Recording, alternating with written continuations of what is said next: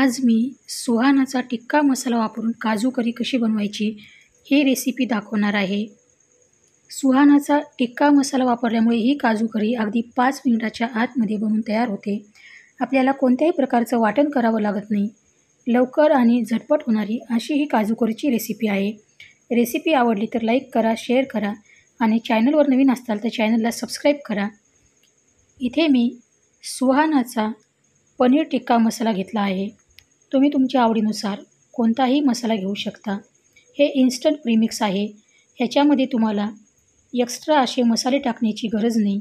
तुमच्या आवडीनुसार, चवीनुसार फक्त थोडंसं तिखट किंवा मीठ तुम्ही इथे वाढवू शकता. हा सुहानाचा टिक्का मसाला वापरून तुम्ही वांग्या बटाट्याचा रस्सा भाजी, पनीरची भाजी करू शकता, छोलेची भाजी करू शकता. आज मी काजू करी कशी बनवायची हे दाखवणार आहे.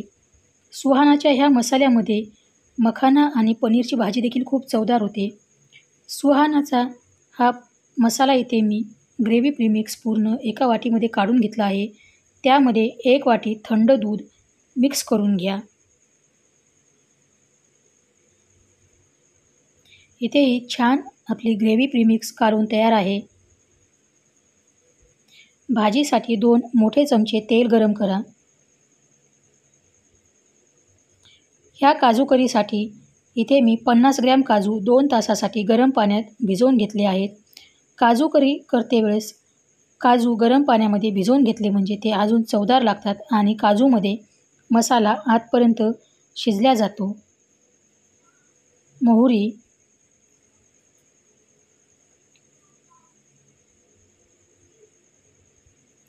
बारीक चिरलेला एक मध्यम आकाराचा कांदा,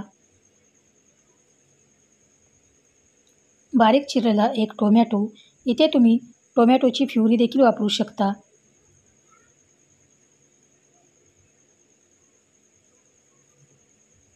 अद्रक आणि लसूण कुटून घेतलेला आहे. आता हे कांदा, अद्रक, लसूण आणि टोमॅटोला पाणी सुटून मऊ शिजेपर्यंत चांगलं शिजवून घ्यायचं आहे.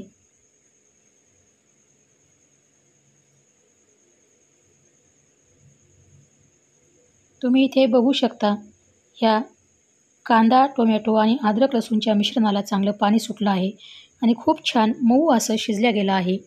इथे अर्धा चमचा काश्मीरी लाल मिरची पावडर, पाव चमचा हळद, अर्धा चमचा धने पावडर आणि सुहानाची पनीर टिक्का मसाला ग्रेव्ही जी दुधामध्ये कालवून घेतली आहे ती इथे मिक्स करा. आता ह्या ग्रेव्हीला चांगलं तेल सुटेपर्यंत ही ग्रेव्ही आपल्याला 1 मिनिटभर शिजवून घ्यायची आहे. ग्रेव्हीला चांगलं तेल सुटलं आहे आणि काश्मीरी मिरची पावडर टाकल्यामुळे ह्या ग्रेव्हीला छान लालसर कलर देखील आला आहे. भिजवून घेतलेले काजू ह्या मसाल्यामध्ये मिक्स करा.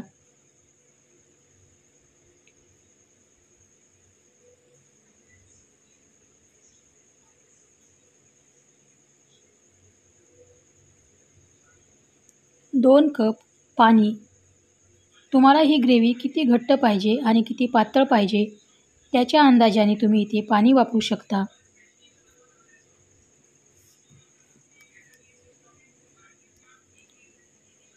चवीनुसार मीठ. ह्या मसाला प्रीमिक्समध्ये मीठ आहे तरी देखील थोडंसं मीठ तुम्ही तुमच्या आवडीनुसार टाकू शकता. कसुरी मेथी,